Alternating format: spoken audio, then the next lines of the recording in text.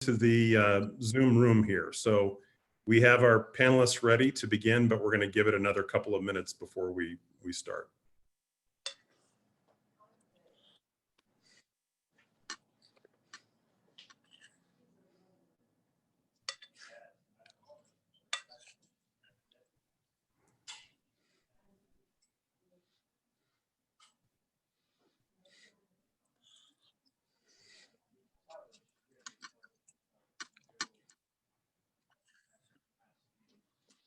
Okay, I think we'll get started. People are still joining, but first, a huge welcome to all of you. We're thrilled to have you all here today. This is a part of an educational series of Sustainable Future. And Sustainable Future is an initiative that we at IX Investments created together with His Royal Highness, the Prince of Wales. The idea behind Sustainable Future is that the world's leading investors need to be able to identify and make investments that help address environmental and sustainability issues. And as a part of that, we regularly host educational events about important topics. Today, we're going to focus on the state of the West Philippine Sea and the South China Sea. And the incredible group of speakers that we have is going to bring their expertise to bear on an issue that I believe is fundamentally important to the future of the world. A special thank you to the Philippines Foundation and my wife, Evelyn Weber, for co-hosting this event. A special welcome to the many Philippines government officials who have joined us here today. Mabuhay and magandang umaga to all of you. We're thrilled to have you. Encompassing 1.4 million square miles, the South China Sea is of incredible importance economically, militarily, and environmentally. This fragile ecosystem, which provides food and livelihood for tens of millions of people, is under threat. Overfishing, island building, reef degradation, military activities, all of these things put this region at risk.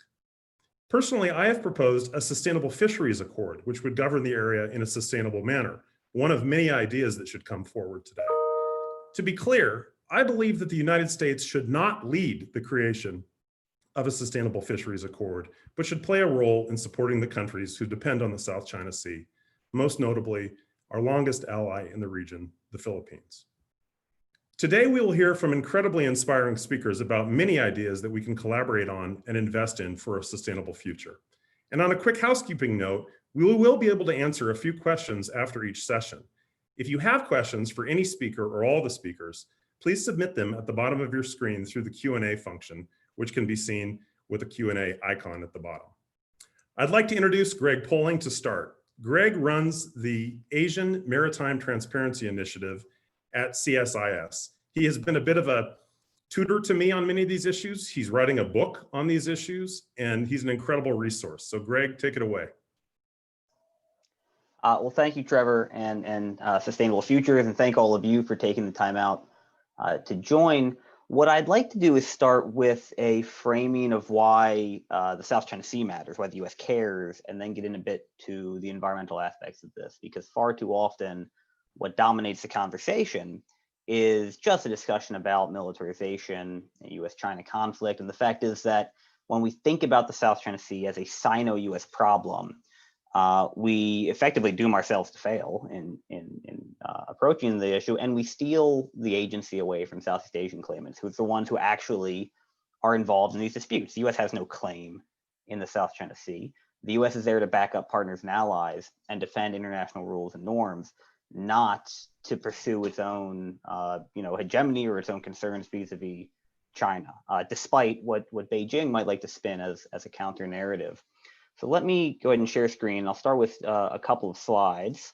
Now, as by way of brief introduction, I have been at the Center for Strategic and International Studies in Washington for almost a decade now, and I run both our Southeast Asia program and what's called the Asia Maritime Transparency Initiative. That project, AMTI as we call it, was set up at the end of 2014 because we realized that the South China Sea was quickly getting out of hand in a way that policymakers, not just in the US, but around the region, had trouble getting a handle on. Partially this was because the disputes are so complicated. Partially it was because the understanding of what was happening out there, the ability of Southeast Asian countries in particular to monitor their own waters was quite low. And so you had seen a series of very rapid changes to the status quo, both the military and also the environmental status quo, before anybody could really catch their breath. And so what we started doing was purchasing commercial satellite imagery, using a lot of online mapping tools, building up the world's foremost database on the South China Sea as a way to keep everybody honest. And while I can't claim that it's prevented further destruction of the South China Sea, it has at least enforced those bad actors to operate in the clear light of day and imposed a certain degree of reputational cost for those who would continue to tear up these waters. So let's start with why we talk about a South China Sea dispute, which is by itself a misnomer. There are really two disputes in the South China Sea. There is a dispute over water and seabed, of which the US has a concern when it comes to international law, but again, it's not a claimant. And the water of the South China Sea looks something like this. You have overlapping claims under accepted international law by the Philippines, Vietnam, Malaysia, Brunei, and in the South by Indonesia. And into that, you also have what's often called the 9-dash line, this vast claim by China that dates back to, really dates back to 1937, officially 1947, when Chiang Kai-shek declared it as the limit of China's territorial claims. And the line's taken on a life of its own over the years. So today, Beijing claims ill-defined historic rights to all fishing, all seabed resources, law enforcement activities, and foreign military activities throughout the entirety of these dashes. They extend about 1,000 miles from the southern China coast. The southern tip of the 9-dash line is actually closer to Australian territory than it is to China's. And so that's a fundamental problem, not just for the US, but for the whole international community. If Beijing is allowed to claim 1,000 miles of water just because it's willing to use coercion and force to do it, then pretty soon the entire regime of international law in the seas comes under threat.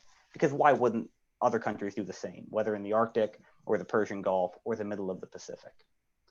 The second dispute is over territory. And this is actually the older dispute. This predates the 9-dash line by several decades. You have several island groups in the South China Sea consisting of hundreds of rocks and reefs over which 5 different countries claim sovereignty or occupy.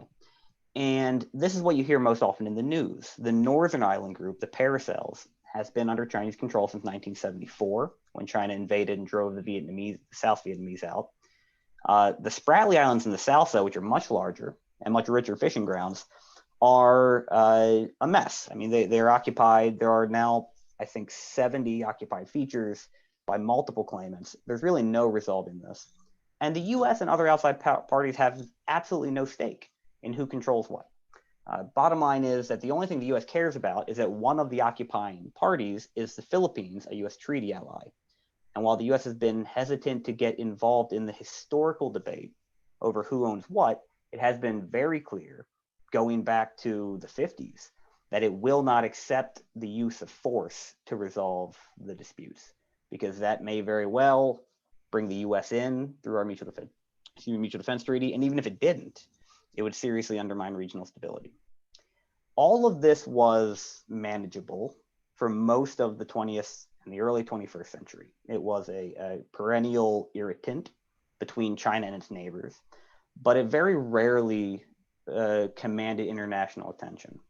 That began to change in 2009, when China submitted the 9-dash line for the first time to the UN as the symbol of its claim. In 2012, China seized control of Scarborough Shoal, which is an isolated rock off the coast of Luzon from the Philippines. In 2013, the Philippines responded by filing a landmark arbitration case before an international tribunal under the auspices of the UN Convention on the Law of the Sea, which it finally won in 2016.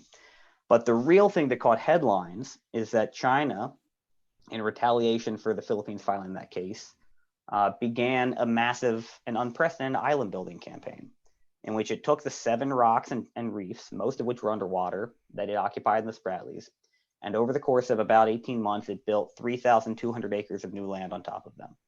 And to build those 3,200 acres of new land, it had to dredge 15,000 acres of pristine coral reef. Now, this gets to the environmental toll in the South China Sea. First, let me show you one of the islands, one of the reefs, really. This is entirely underwater. Nearest to the Philippines is Mischief Reef. It was the last reef occupied by China in 1994. Being entirely underwater, it is legally a piece of the seabed. It belongs to the Philippine continental shelf. And yet China built a small facility on it. Over the course of 18 months, it turned into this. Today, Mischief Reef accounts for almost 1,500 acres of new land. It is entirely a dead zone within the lagoon. Most of Washington, D.C. within the I-495 Beltway could fit inside of that island. These are substantial facilities. And they have destroyed, again, what was pristine coral reef. The South China Sea is arguably the most important marine habitat on the planet. It accounts for about 12% of global fish catch, and an estimated 50% of all the fishing boats in the world operate in these waters. Mostly, those are small-scale artisanal fishers from the Philippines, from Vietnam, partially from Indonesia. There has traditionally been Chinese fishing in the northern half of the South China Sea, but only in the 1980s and really picking up in the late 90s did Chinese fishing boats begin to operate throughout the entire South China Sea, competing with these Vietnamese and Filipino fishers. And they were heavily subsidized and remain heavily subsidized by Beijing to do so, which has created a horrible problem of overfishing. Over the last 50 years, fish stocks in the South China Sea are down by an estimated 70 to 95%, depending on species. Some have disappeared altogether. It's very hard to know exactly how bad the damage has become because the territorial disputes make it impossible to do scientifically rigorous surveys. So the best we have are estimates, mathematical modeling based on what you can find at one reef here, one reef there. Anecdotally, you can talk to any fisher, as I'm sure Gloria Ramos on our next panel will tell you, who will say, my father or my grandfather could go out and fish for an afternoon and feed the family. Today, I have to go out farther and farther from shore and stay out for days or weeks to do the same. And what I'm bringing back used to be what they would call bait fish or trash fish. Now they're all you can get, and so they have to be sold at the market. This was already a serious problem. The overfishing problem, which we'll touch on in the next panel, was a huge issue before the island building campaign. What happened then is that the geopolitics that pushed China to build these islands has also taken what was already an environmental catastrophe and shoved it over a cliff. So in addition to the dredging that China did, digging up the seabed to create these islands, it also gave the green light to a very large fleet of poachers. In southern China, on the island of Hainan, particularly in the village of Tanmen, there is a thriving industry in endangered clam harvesting. So the giant clam, which is most prevalent in the waters of the South China Sea and the the Coral Triangle, it can weigh up to 100 pounds, depending on how old they are. They take decades to grow. And what they use them for in Hainan is mostly statuary and jewelry. They will pull them out of the sea. They will carve up the shells. They'll throw the meat in the water. This was a problem. It's illegal under Chinese law. It's also illegal under international law because these are CITES 2 endangered species. But in 2012 to 2015, as the island building happened, every single time a Chinese dredger showed up at one of these islands, when you roll back the tape on the satellite image 6 months, what you see is that the clam harvester showed up first and dug up every inch of reef. This is the coral reef around an island called Titu Island, or Pagasa. It's the largest of the Philippine-held islands in the South China Sea. This was taken in 2014, I think. And what you see here is a result of overfishing, an otherwise healthy reef with remarkably low biomass. This is what most of the reefs in the South China Sea looked like prior to island building. If you drive a mile and a half, or boat a mile and a half from this reef, this is what you find, an utter wasteland. This was after the Chinese clam harvesting fleet from Hainan got done. So they show up in a number of small boats that can hover over the reef in just a couple feet of water. They have specially reinforced brass motors. They'll throw an anchor line over the front. They'll put the motor down on the reef. Somebody will get in snorkeling gear, and they'll just drag it back and forth, cutting up every piece of coral they can find. And that way they can just lift the giant clamshells out. This happened to at least 24 reefs that we know of, 27, I think, that are unoccupied, in addition to those that were eventually dredged and filled up by China. So the overall toll to the environment, as estimated by Professor John McManus at the University of Miami, who's been snorkeling the South China Sea for decades, trying to work on marine protected areas out here, is that the Chinese clam harvesters destroyed or severely damaged about 25,000 acres of reef in the course of 5 years. That is more than the 15,000 acres of reef that China dug up to build its islands, despite the fact that the islands are what made the front page of the New York Times. So we're talking about the span of just 4 or 5 years, the intentional destruction of over 50,000 acres of coral reef in the world's most productive fishery. And they're not done. As a result of Xi Jinping's anti-corruption campaign, the bottom fell out of the clam market, the illegal statuary market in Hainan for a couple of years. From 2016 to 2018, they seem to have stopped. By June 2018, they were back. This is a satellite photo of one of the islands in the Paracels.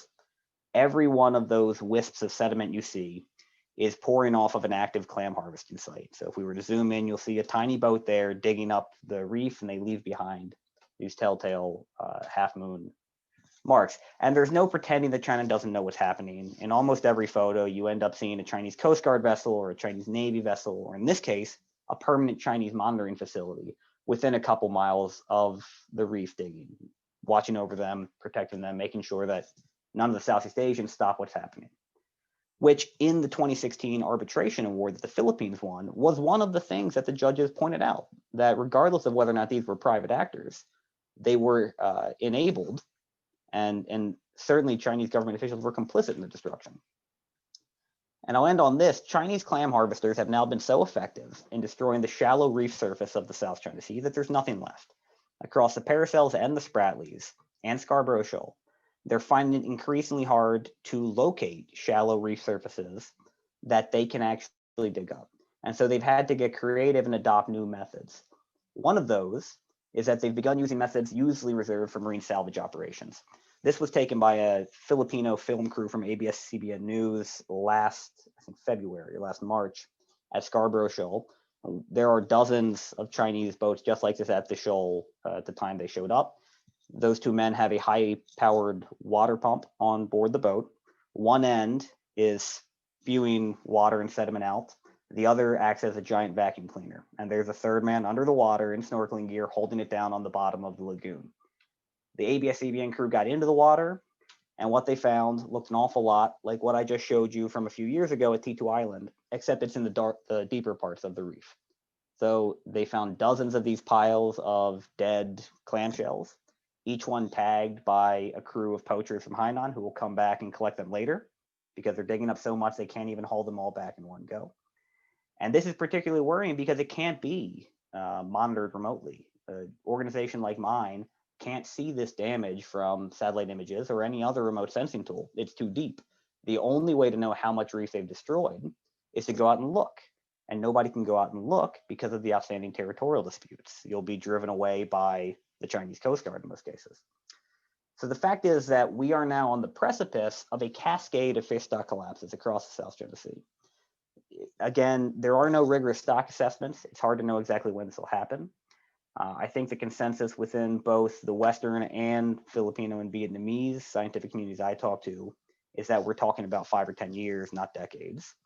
And when it does happen, tens of thousands of fishers from the central coast of Vietnam and Palawan and Luzon, the Philippines, will be out of work. And millions more will have their food security harmed. And the people who will be harmed the least are actually the Chinese fishing fleets, because again, they're heavily subsidized and China can just keep subsidizing them, whether or not they're catching fish. So the real harm here is going to be to mom and pop shops, artisanal fishers who have been doing this for decades, who are already struggling amid COVID and everything else to put food on the table. And let me end my presentation there. Now, as I understand it, Trevor, do you want to introduce the panel or do you want me to go right into it? Please do, Greg. Go for it. So we're going to next move into a conversation with two other experts. We have Nina Hachigian joining us, who worked a lot on these issues, especially regarding IUU fishing within Southeast Asia as the U.S. ambassador to ASEAN. And Gloria Ramos, who is with Oceana, Vice President of Oceana in the Philippines, who certainly knows far more than I do about the pain that Filipino fisher folk are feeling in the South China Sea or the West Philippine Sea, as we could call it. So why don't I just start, maybe in alphabetical order, and ask Nina for any thoughts to kick off a conversation. Sure. Thank you. Thanks for having me. It's really great. Thank you, Trevor. It's been great to get to know you. To my co-panelists, I want to say that when I was out at station in Jakarta, the work of CSIS and AMTI was really, really useful for us because we knew that that our ASEAN colleagues were able to finally see these images that that otherwise that they didn't have their own capacity to see themselves. It's such a depressing situation, and that presentation just takes me back. It's a classic tragedy of the commons problem, where there is no incentive to conserve because there's no trust among the different claimants, and there's no regional agreement, and even if there was, who would enforce it? So it's absolutely the case that the Chinese are the worst offenders, but frankly, all of the ASEANs who have fishing fleets are guilty of or of illegally fishing or overfishing or underreporting as well. I think it makes sense to think about what ASEAN can do as an organization, because it is the kind of multilateral platform out in Southeast Asia, and China is a partner. So are the United States and Japan and Korea and Australia and New Zealand and Russia. So it makes sense to try to figure out what can be worked on politically there. But the problem to date is that the fisheries, conservation arrangements that do exist are voluntary. They are underfunded. They are to some degree uncoordinated with each other because there's more than one of them. And the conversations that have been had are really at a technical level with technical experts, not with political leaders. So I don't see a ton of hope for ASEAN itself, coming up with an arrangement that can help. And the problem is also one of political will. Ultimately, you need a few things. You need to have traceability so that the end consumer knows that this fish that they're having was illegally caught or was part of an overfishing scheme that is unsustainable. Traceability is it's the same with illegal logging. You need to be able to get it back to its source, but you need a system that applies across the whole sea, and then that's quite difficult to get that kind of coordination among all the different countries. The EU and the US have a lot of power, at least over the fish that's fished by Southeast Asian claimants, Indonesia, for example, and Thailand that export, and Vietnam. So we have large seafood markets, and I know that there have been some efforts in the U.S. to ensure that that whatever we import is traced back to a legal source. I don't know to what degree that's being enforced, and the EU has similar mechanisms. Big retailers like Costco and Red Lobster have that same kind of power to demand that their supply chains aren't taking from boats that are fishing illegally or who employ slaves, for example.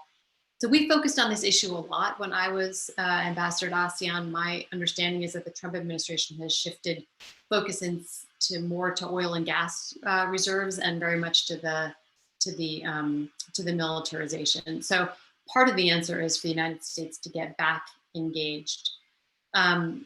The China part of this is really tough because they do not, they're gathering the fish and the clam shells for their own internal consumption. So our markets, don't help. I think that what we can do, though, is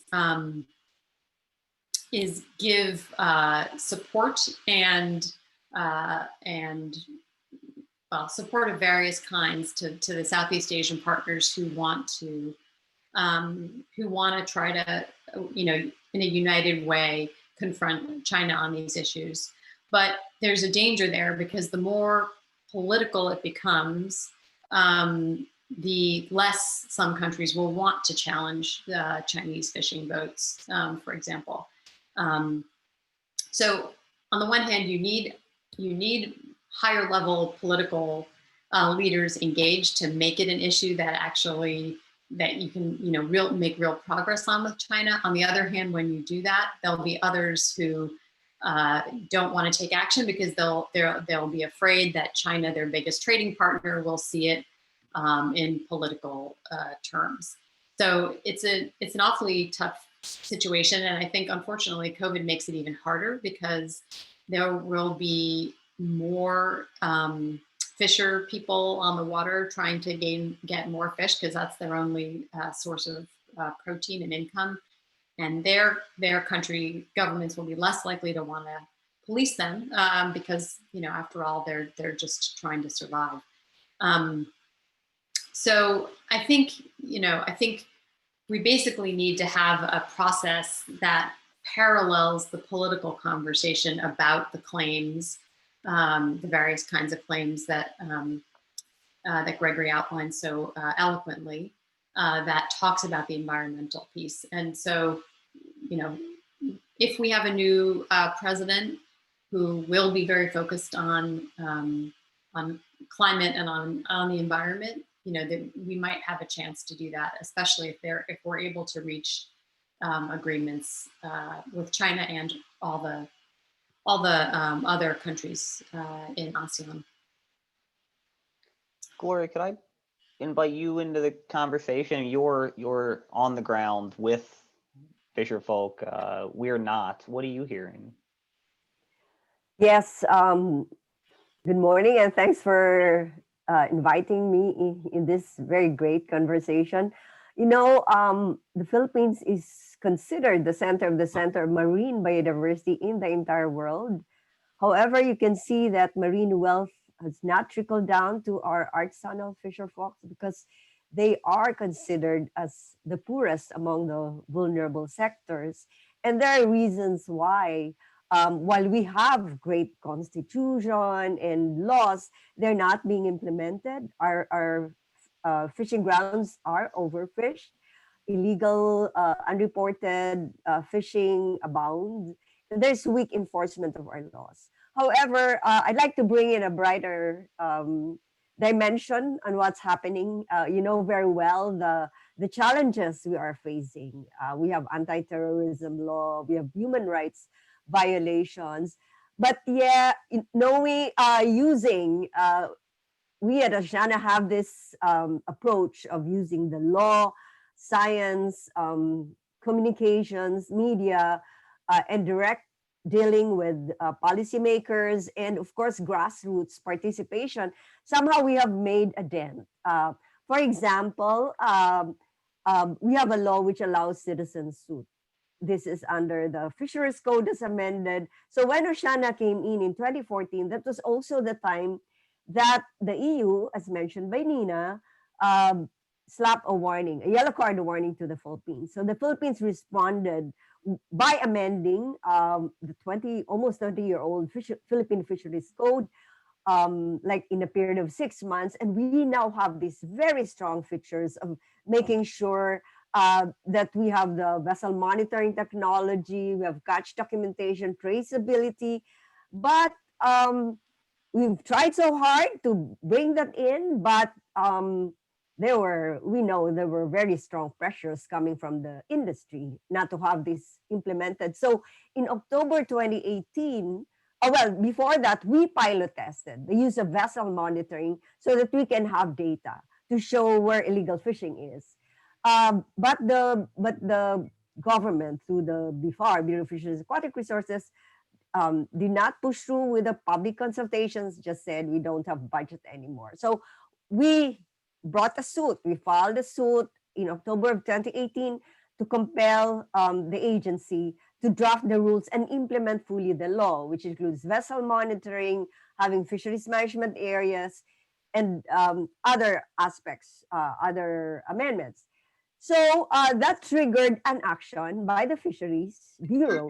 And now we have just a week ago, October 12, Department of Agriculture Secretary Dar signed the rules on vessel monitoring for all commercial fishing vessels from 3.1 up. That was what we're fighting for because this abound in municipal waters. And now we have fisheries management areas established all over the country, which is based on science, participatory, decentralized.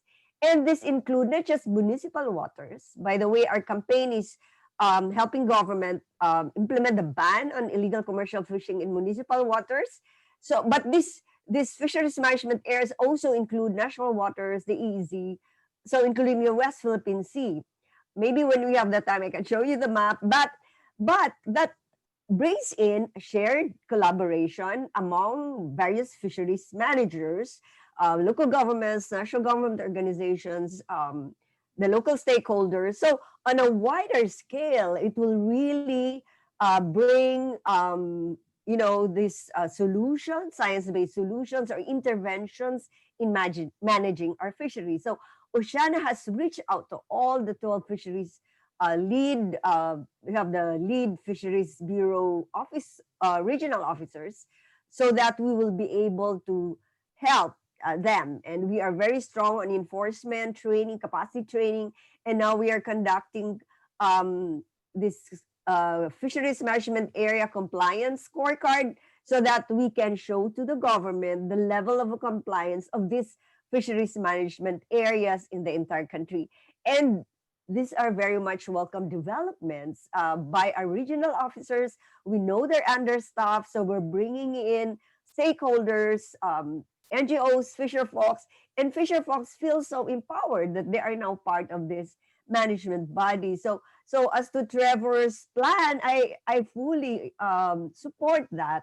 Perhaps the fisheries management areas now where stakeholders have this mindset of collaboration would really understand how important it is for each of them to contribute to having the sustainable management of our fisheries in the entire country and perhaps in ASEAN. One of the reasons perhaps why policies or declarations by ASEAN have not trickled down to the grassroots because NGOs are not very much involved in ASEAN. And then we hope we can have this conversation now in the world of the virtual reality we are in. It's easier now to connect. And on the part of Oceana, because we couldn't get the data from the government, we created our Karagatan Patrol. This is the online platform for showing illegal fishing, apparent illegal fishing happening through satellite technology using VIRS, and we have been sending them to all the government agencies, and this platform has been used by even media in reporting on incidences that occur in the country. So I hope I've also given you the bright side of being more engaged as stakeholders. We should be engaged and not just let government just, run the show. We are there to help and we are there to push for action. So that's the sharing I have from our country. Thank you. Gloria, I think you brought up two really great points that we haven't talked about yet that I'd like to pull out a little bit. One is the rise in remote sensing technology for fisheries management, right? Which has really been a game changer for countries like Vietnam, Thailand, for instance. It has both enabled better fisheries management and also forced better fisheries management because it imposes the kind of reputational cost. I talked about it. The first AIS, the transponders that most vessels over 300 tons have to carry.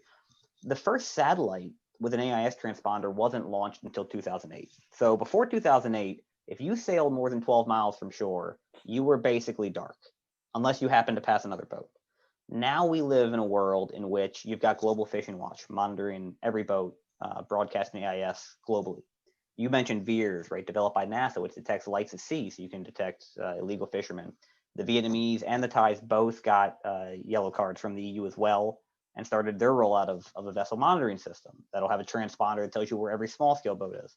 And then you've got people like me, and Vulcan and Skylight and Pew, a lot of organizations doing this work on satellite imagery, space-based radar, picking up the radio frequencies of boats. So we're not, I mean, I think we're a decade out maybe from the point at which it will be impossible for any boat that's made of metal at least and is longer than say 5 meters to hide anywhere on the oceans. So that part becomes easier and the price comes down. It becomes easier and easier for developing states to monitor their fisheries. I think that's a really good news story.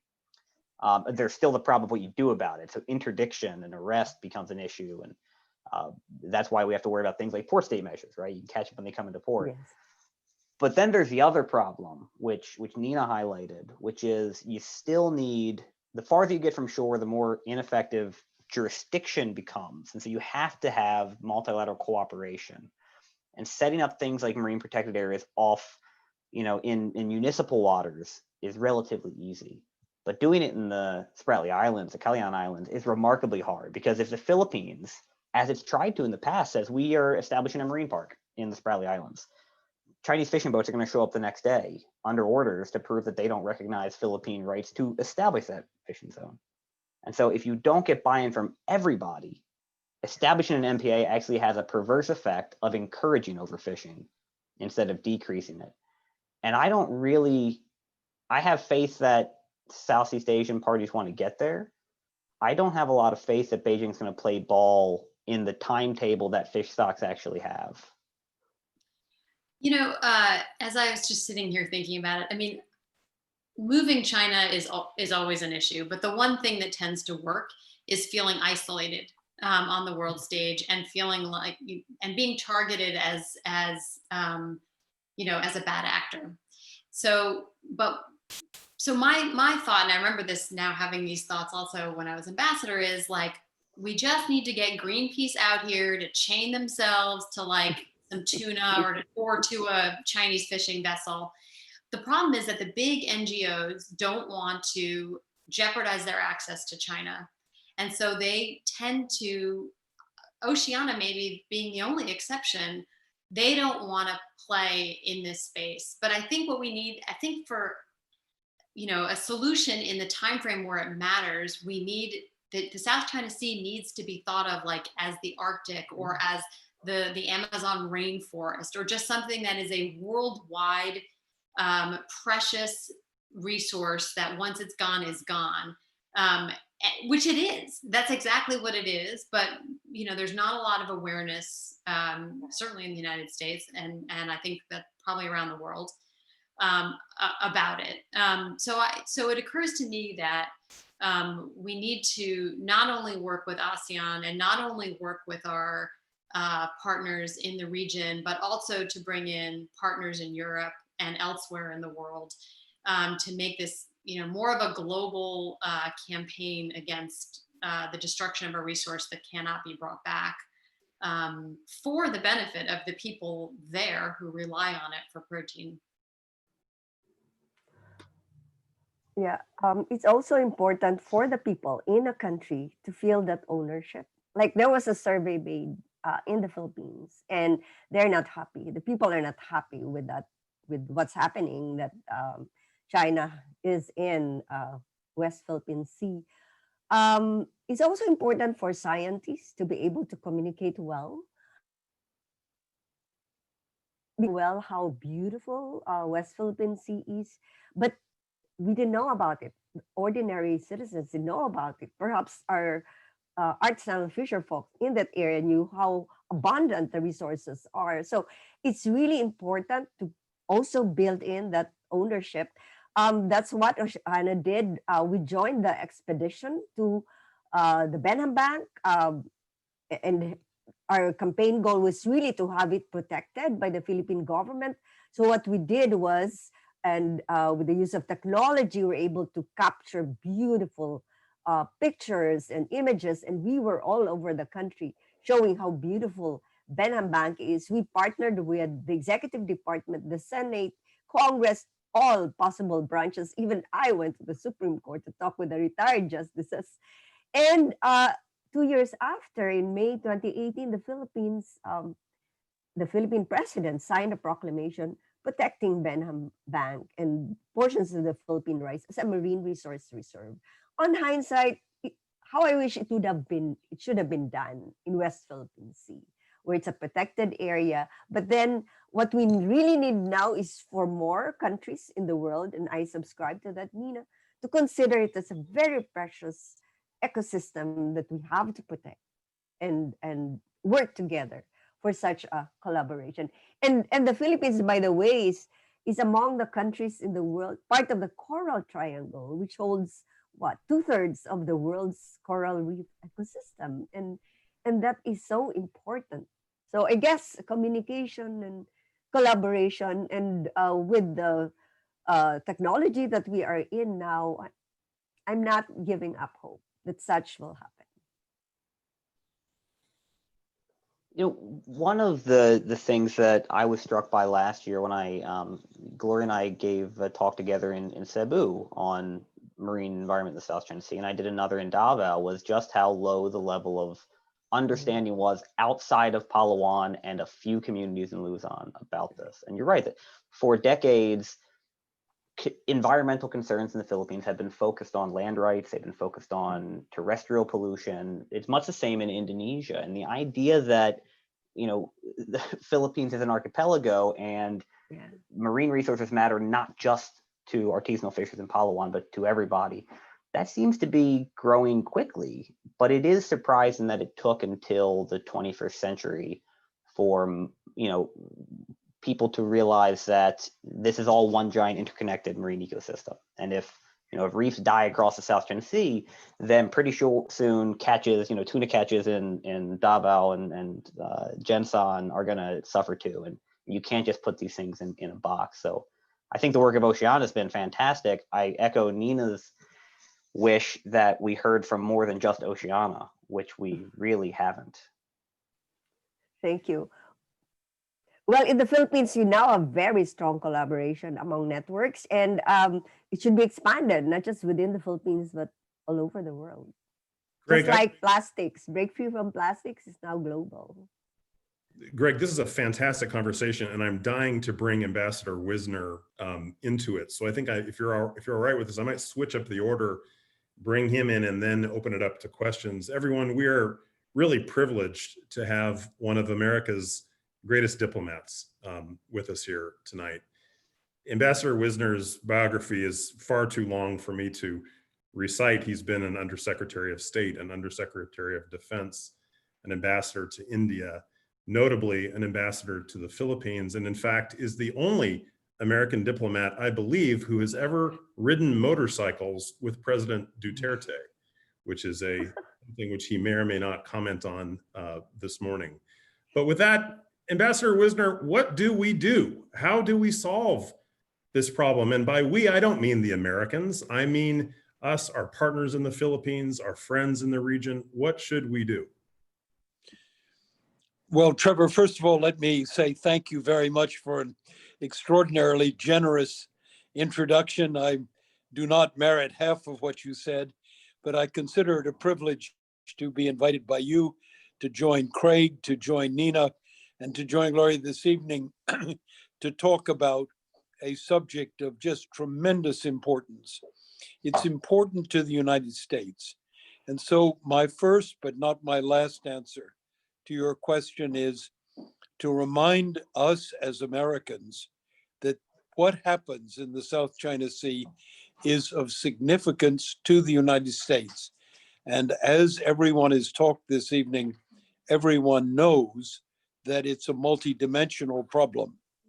But there are three ways in which the United States is directly involved in the South China Sea. And they're all pretty obvious. Craig, you touched on some of them. The first is, it is an extraordinary maritime highway. It's not only a fisheries line, but 40% of the global merchandise traffic traverses the waters.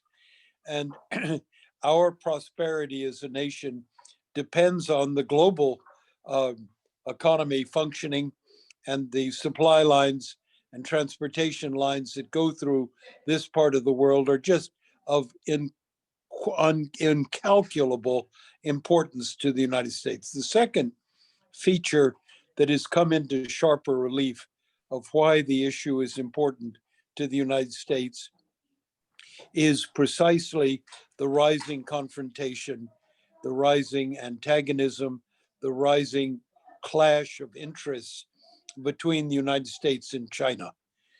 That has a broad range. I won't bother to remind everybody of how many aspects our current controversy to China has. But if you look at the external elements of it, the North China Sea, you look at Taiwan and the South China Sea, these are all areas in which the United States is precariously close to actually military engagement with China. And it calls upon us, yet to be seen, hopefully a new administration would do a better job at it, to formulate a strategy for dealing with China that permits us to face the totality of the problem and set goals and benchmarks. So, second point, the US-China confrontation, which involves the South China Sea, is a really important question. The third issue, as to why I believe this is of vital importance to the United States, is precisely as mentioned particularly by Craig this evening, is that we are a direct party to the area. And we're direct party, notably because of our treaty arrangements with the Republic of the Philippines. It's not just a question of sort of global balance of power, though that's at issue if the United States does not carry out its obligations under its treaty arrangements, but there is a treaty link. So let me just take a quick step back and remind everyone, this is a complicated subject, but for Americans to know the extent of the stake, you have to know what the contours are. The first contour is a long time ago, 1898, when the United States negotiated with Spain the Treaty of Paris that brought an end to the Spanish occupation of the Philippines and introduced the American period. When we did that, we defined for the first time what were the Philippines. And that definition is enormously important, but it did not include specifically the South China Sea and Philippine extensions into the South China Sea. However, after World War II, we negotiated the Mutual Security Treaty with the Philippines in 1951. And while we pledged a responsibility of protection to the Treaty of Paris outlines of what is the Philippines, there was a codicil, there was an element of the treaty that said if vessels on the high seas of the Pacific were in jeopardy, then the treaty was in fact came into effect. And the question then was developed further. Cy Vance, as Secretary of State, made it clear in his interpretation that he gave the Philippines during the Carter administration that we regarded the South China Sea as an extension of the Pacific, and therefore it fit into the terms of the treaty arrangement. Since then, we've deepened our political commitment. Hillary Clinton's statement that we supported the code of conduct that ASEAN was negotiating in Hanoi, and that we opposed strictly the use of force to resolve issues in the South China Sea, put the United States a step even deeper. Now we have Mike Pompeo going out to the Philippines and announcing rather glibly, we've got your back. Not quite sure what Pompeo meant, but it's a very tricky expression to say you've got somebody's back and without a great deal of clarity about what you mean when you say it. So we have now a direct American involvement. That's my third point. And it reminds me that therefore we have an issue that is political and security, and it isn't going to go away at any easy time, any near-term outcome. Dealing with China is profoundly difficult, as each of you have noted, from various vantage points. And that is not going to be resolved soon. Xi has taken Chinese policy from a point of saying, and I remember hearing Chinese officials arguing that they were prepared to share the South China Sea, to now making it clear that the 9-dash line is China's right and China's built on it to enforce its sovereign definition. Obviously, we're now faced with a problem, and it's a big one, and it involves American interest in a most direct manner. So let me just think out loud with you for a moment about some realistic ways of looking at the politics, and then I'll end with a note on the environmental aspect that you all have so generously touched on this evening. Politically, I'm afraid I have to say that the best we're going to be able to do with China is a stalwart protection of the status quo. In other words, while the status quo is not exactly frozen, continuing to make it clear to China that we do not accept Chinese sovereignty, that we are prepared to insist on the right of passage and the right of overflight, must continue. China must know that that is a solemn and continuing American determination to preserve the internationalization of the South China Sea and to involve other allies in pursuit of the same outcome.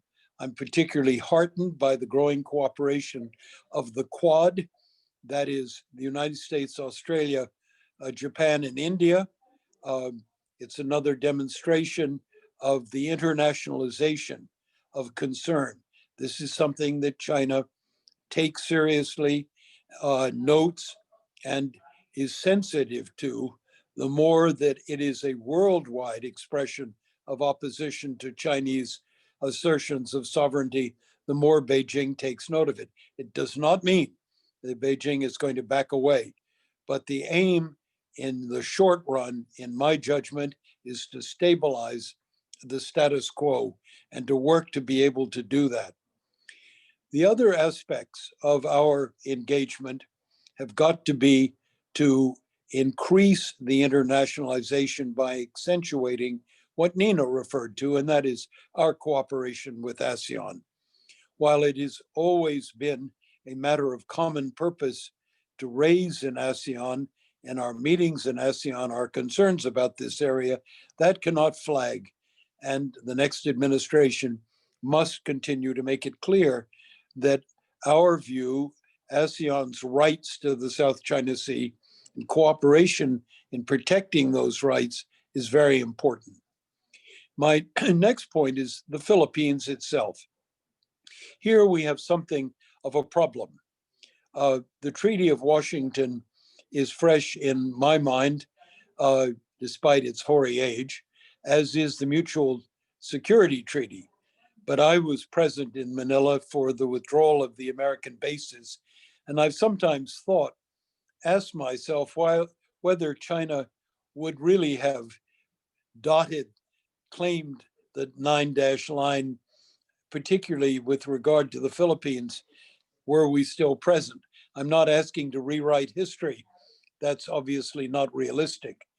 But to give the US-Philippine Mutual Defense Arrangement real political content and military and security cooperation must be a high priority for the United States, but it's got to be as well for the Philippines. I followed with some distress the actions of President Duterte when he talked about terminating the visiting forces agreement and then moving later to reinstate the visiting forces agreement. We need stability between Washington and Manila if we're going to send a consistent signal to our friends in China. So my argument is make it clear to China this is a priority. Back that statement up with the actions that we've been talking about. Be clear that we are multilateralizing and building a front of nations in the region. Something I know China watches very carefully. Our success in alliance building is really important. And finally, to be clear with the Philippines, that we need a stable basis for the treaty.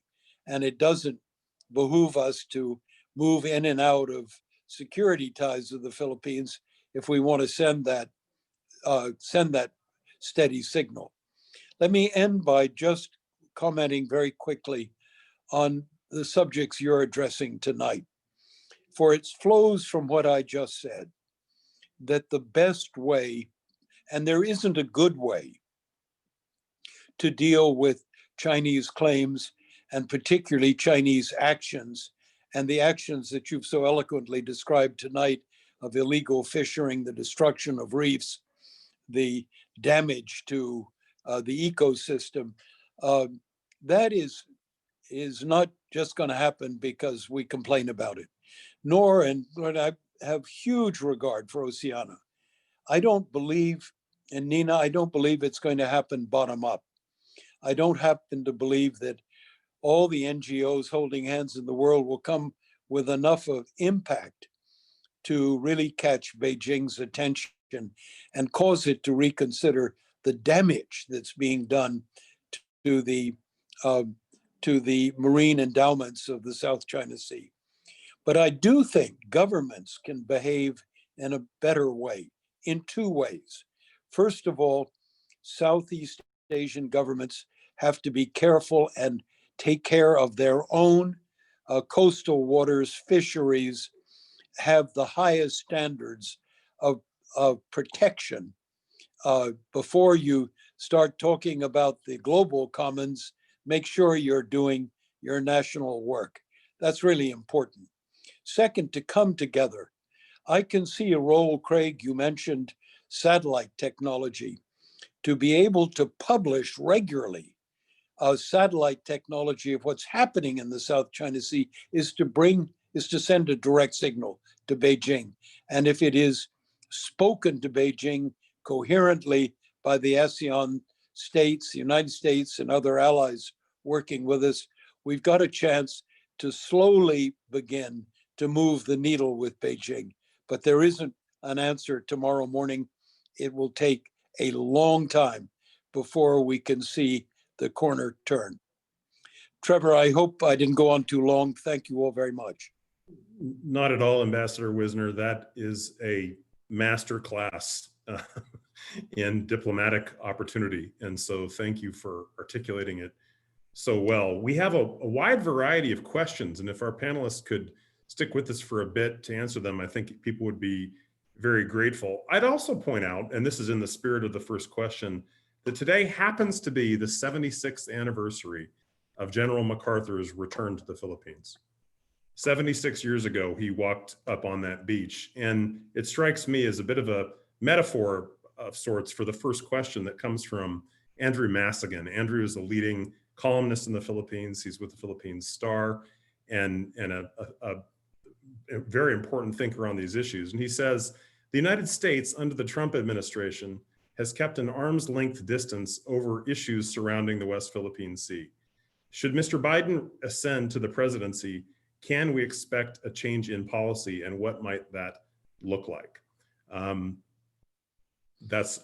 There's a lot of different things to go with that answer to that question, but Greg, do you want to take a quick shot at that? And this would include things that you would recommend to a Biden presidency. Yeah, I'll start. I mean, it's certainly fair to say that for the first 2.5 years, the Trump administration did very little in the South China Sea. The Pentagon kept doing what it had been doing, but this is not a military problem. There are no purely military solutions. And so state was missing, White House was missing. There's been some effort to change that in the last year, but I think it's been largely hijacked by electoral politics and the get tough on China stuff. There has been some important shifts in declarative policy. For instance, the U.S. in July clarified what it views as legal and illegal claims. Secretary Pompeo did further clarify the Article 4 and Article 5 commitments of the U.S. to the Philippines under the MDT. So as Ambassador Wisner pointed out, Cyrus Vance in '79 had said South China Sea is part of the Pacific. Bill Cohen, Defense Secretary, and Ambassador Hubbard had said that again in 98, 99. Secretary Pompeo finally said very clearly that an attack on any ships, planes, or Filipino troops on islands or waters would fall within the NPT. So all of that's very nice. The problem has been that the Trump administration, as with all things, wants to go it alone. And the South China Sea requires a global coalition. It certainly requires working with ASEAN. So I think what you'll likely see under a Biden administration is, one, a Biden administration will be tougher on China than an Obama administration was. The entire Democratic caucus has shifted on China. And two, they will actually be able to play nice with others.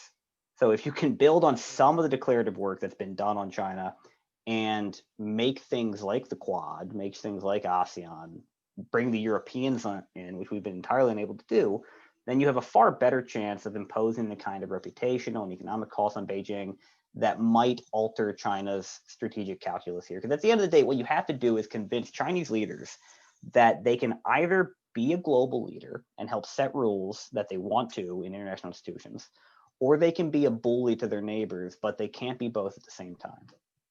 Nina, what are your thoughts on this? You know Vice President Biden and many people around him. What do you think the opportunity is, and the difference in how he might address this? I think what you will see, I agree with what Greg has said. I think you'll see a focus on it. They will appoint a U.S. ambassador to ASEAN, which the Trump administration has failed to do. They will staff up the State Department so that there are folks whose job it is to focus on this issue. And I think that their China policy, I hope, will be, as Ambassador Wisner has suggested, more holistic. It's really tough to do that. Even when you try, it's hard to do that, but this administration hasn't even tried. And I do think that what we'll see is this coalition approach. And to be clear, my point on Greenpeace and the other NGOs is not that Beijing cares at all what they think, but that they then can mobilize, especially young people around the world, to focus on this issue.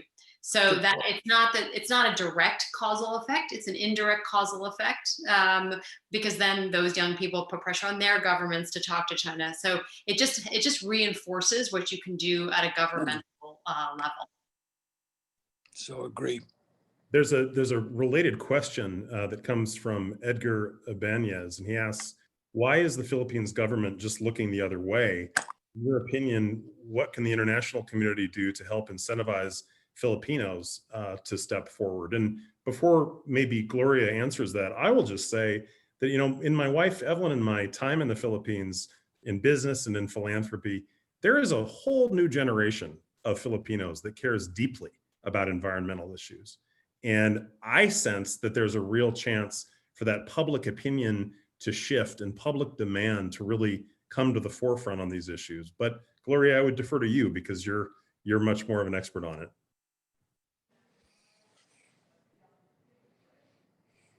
Thank you, Trevor. You know, we're reaching out to our youth because they're very visible now. They're more aware. I guess part of the reason is because of the chilling effect of the laws that had been passed. You know, if this thing happened in the previous administrations, you would have seen rallies everywhere, but that really has an impact now on how NGOs respond. But of course, there's still, I mean, we know that we can do so many things together, but it's not as active as it was in the past. So I guess one of the approaches would really be to work with government. I know there are still people inside government who care so much about our country. And there has been an increase in a number of platforms such as this, which would really heighten the awareness of ordinary citizens to come forward and step up. And that should be done. Well, and a related question I think might be best for Ambassador Wisner. Ambassador, you have advised many presidents. What would your advice be to a President-elect Biden? And simultaneously, and this might be the trickier question, what would your advice be to President Duterte on this issue? Good. You know, the first question you asked from a journalist in the Philippines seem to imply that there are ups and downs in America's approach to the Philippines and to the South China Sea. And frankly, I think Craig has given the best answer possible, is that there is less change in the American view than the question implied. And I make that point because I believe we have in place a defense treaty, a political commitment to the Philippines, and we are prepared to demonstrate tangibly an interest in making certain that the area remains internationalized, and we are prepared to build partnerships and coalitions. Even the Trump administration, in the end, by giving stress to the Quad, is headed in that direction. So I see more continuity on the American front than the first question implied, which then leads me to try to answer your your question, Trevor, and that is, where do we go next?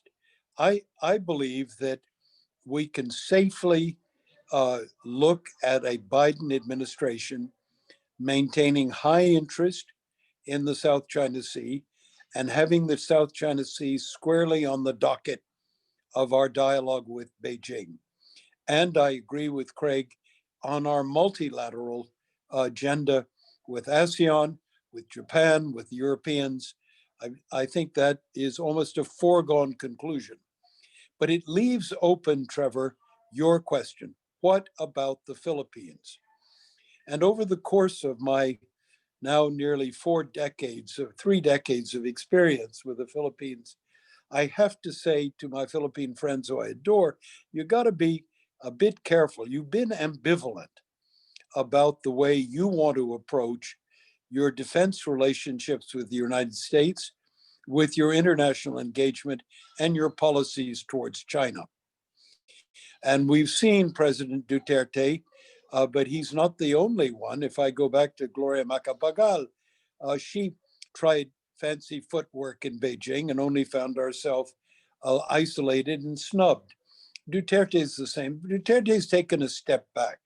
And my sense is that he is now more open to the collaborative features.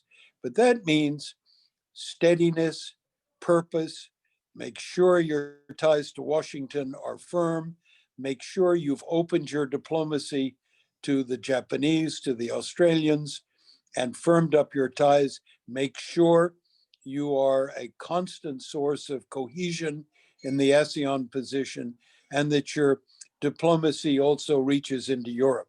This is not just an American responsibility. It's a responsibility of each of the Southeast Asian littoral states. It's a part of building a balance of power, of building a set of signals to China that means China has to take a second look at some point to the predatory nature of its current approach. Thank you so much, Ambassador. I know that Nina has to excuse herself for another event. So Nina, thank you so much for taking the time this evening to be here with us. I have a whole bunch of other questions people have asked you, so I will follow up with you on those and maybe we can get them a response. There's several more questions here, and all of them really relate to the US showing up. You know, I think that there's a general view, and it's one that I share, that we have been checked out for the last 4 years on these issues, and that we haven't really treated the Philippines in particular as if it is our oldest ally in the region, with which it is. You know, my family is one of 4 million examples of the Philippine-American relationship. There are 4 million Americans who are of Filipino descent. And yet we're not treating this country as if it is a partner in the way that it deserves. Greg, do you have thoughts on just showing up? What have we missed? What do we need to do to prove to this ally that we value the relationship, and that then could lead to restoring the balance of power that Ambassador Wisner just referred to? Absolutely. I agree with you that it is not, I mean, look, American high schools don't teach the Spanish-American War beyond Roosevelt and Cuba, right? At best, we learn one, line about Dewey and Manila Bay, but you don't learn about the American War to subjugate the Philippines. You don't learn about the subsequent 45 years, 45 years, sorry, of colonization. You don't learn that the Philippines, you might learn about MacArthur and maybe you watch a documentary about Corregidor, but that's about it, right? And you don't learn that the U.S.-Philippine Mutual Defense Treaty is the oldest U.S. defense treaty in Asia. We beat out the Australians by 3 days, I think. And so combine that with the fact that Filipinos have fought and bled with Americans in every war of the 20th century, every war of the 21st century, I guess with the exception of of Afghanistan, there were Filipinos in Iraq. The point is the Philippines has a special claim on U.S. support in times of need. And there is, even if you want to be a cold-hearted realist about it, there is simply no way that you can allow the Philippine alliance to degrade and unravel without it raising serious questions about U.S. reliability region-wide. Here, here. Right. Even if you want to argue that the Philippine military is the least capable of America's military alliances, right? That they're not the force multiplier that the Australians or the Japanese or the Koreans are. Fine, they're still an ally, and an ally is an ally. And if you decide that the price isn't worth paying to support that ally, well, pretty soon the Japanese wonder, what's the price on my head? The Koreans wonder, how far will you really go to support me? Now, I think Ambassador Wisner is absolutely right that there does need to be soul searching in Manila too. This alliance is a two-way street. Article 4 and Article 5 of the NBT obligate the U.S. to defend the Philippines. Article 2 obligates the Philippines to do what is necessary to help with that mutual defense. After the bases agreement ended, we trying to seize Mr. Reef. As Ambassador Wisner pointed out, that probably wouldn't have happened had the bases agreement not ended. We can't rewrite history. We did then negotiate the Visiting Force Agreement in 1997 to make sure that kind of thing didn't happen again. And then we spent the next 20 years increasing our partnership, improving interoperability. During the Bush years, it was mostly about the war on terror, but under Obama, it was mostly about the South China Sea and maritime security. And after Super Typhoon Yolanda and US C-130s were delivering supplies and flying thousands of people out of Tacloban, it was time to negotiate the Enhanced Defense Cooperation Agreement, which was signed in 2014 to allow the US to build facilities that help with armed forces modernization in the Philippines. All of these things were ruled constitutional by the Philippine Supreme Court because they fulfilled the Philippines' own legal obligation under the treaty. And Duterte has paused all of that. We have not built any, we built one outdoor pavilion under EDCA at Basa Air Base. Today, if China were to attack Filipino forces in the South China Sea, the closest US armed forces are 1,300 miles away in Okinawa. That is too far for our mutual defense treaty to be credible. We know it, the Philippines knows it, China knows it. When Mike Pompeo stood on a tarmac in Manila last year and said, we have your back, he was bluffing. And he's bluffing until the Philippines decides that the alliance matters enough to follow through with the agreements that we negotiated, which is probably going to have to wait until 2022 when Duterte leaves office. So for the next 2 years, we have to tread water and prevent things from getting worse. Time for rebuilding, it sounds like. There's a lot of work to do. And in a certain way, I think we have to earn back the trust that is necessary to hold together an alliance of this kind. We had another interesting question, and Greg or Ambassador Wisner, it's probably best suited for you. Is there a possibility for a NATO-like alliance in the region? I don't believe that makes sense. I think there is a possibility of alignments of interest as opposed to alliances, which have mutual obligations that can be highly constricting and can lead to lots of misunderstandings. But alignments of interest are a different matter. So the Quad's a good example of the United States, India, Australia, and Japan sitting down with one another and saying, what kind of world do we want to see? How do we come together to help shape that world? How do we operate militarily? We'll have some exercises to show that we've got some skin in the game. But the basic purpose is to show that we have aligned interests that we're laying before Beijing.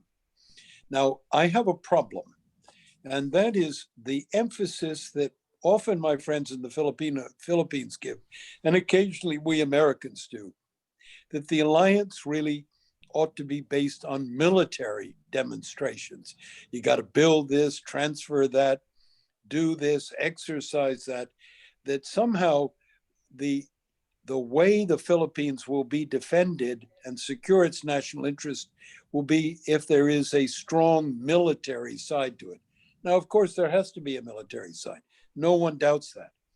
But let's not forget the real strength of the US-Philippine Security Agreement and all its additions is political. It's a signal that we are involved with the Philippines. And if we can add further signals to that, China's not out looking to fight a war. So excessive dependence on military means is not the way to counter China.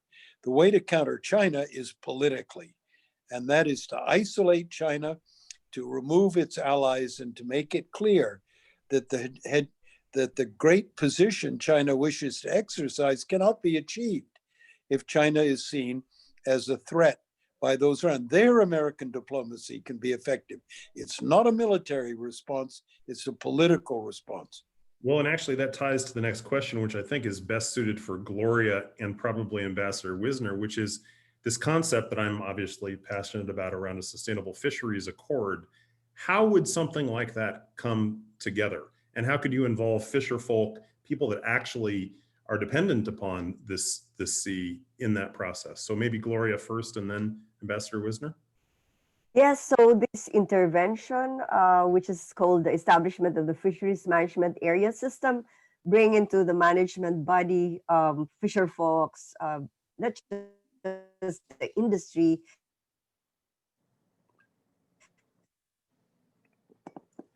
but academe, and some our ocean was really just based on the whims, decisions of our political leaders, and that did not help. So if we can, so it is still in its early years. We have birth pains, but we're really trying very hard to make this work. And if this works in the Philippines, then we can show to ASEAN that this can be taken on a bigger scale, not just at the national level, but perhaps in ASEAN. So that's why we're working very hard that this decentralized but yet collective undertaking, the entire country, will really work.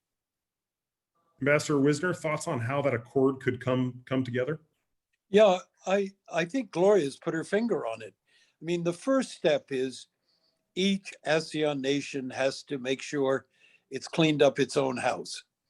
And that involves the participation of its stakeholders, its fishermen, its governmental authorities. But each nation has got to have a commitment to a sensible, sane, sustainable fisheries policy. Second step, and Gloria pointed at it, is that if you have a collective conscience, then you can have, I mean, an individual conscience, you can have a collective one. That ASEAN can then make it clear that fisheries is a huge priority, not only among itself, sharing technologies with each other, encouraging each other, but a huge important question in its relationships with China. And that you begin to get into how you make it clear to China that if China wants the friendship and cooperation, it has to be a responsible player. And the current activities, destroying reefs and digging up clams and doing the other things that are so offensive, is not part of a sustainable Chinese position in the region. Well, thank you so much. I think that is about the end of our time. Let me just, first of all, thank our panelists. Gloria, Ambassador Wisner, Greg, you guys were amazing, as was Nina. We're very appreciative of you taking the time this morning and this evening to join us. He's not here, but I should also thank His Royal Highness Prince Charles. He has been an unbelievable supporter of this initiative since we launched it in January at Dumfries House in Scotland. And these issues are quite close to his heart, the collapse of ecosystems and the collapse of biodiversity around the world. threatens every living thing. And that is not an overstatement, and it's something that if we don't address will only get worse. Finally, let me say that I think in summary, I believe this group has hope that we can address this problem. Yes. It's daunting, it's scary, but taking that hope and turning it into change requires action. And I think that everybody on this call today, and including the people that joined and asked questions, have that sense of hope. And I think it's something that we all collectively should commit ourselves to turning into action. So thanks again to all of you. Thank you to the Philippines Foundation and to Sustainable Future. We'll look forward to inviting you to our next version of the Sustainable Future events down the road. Thank you so much. Have a great day. Thanks. And good evening. Thank you. Thanks, Trevor. Thank you. Thanks.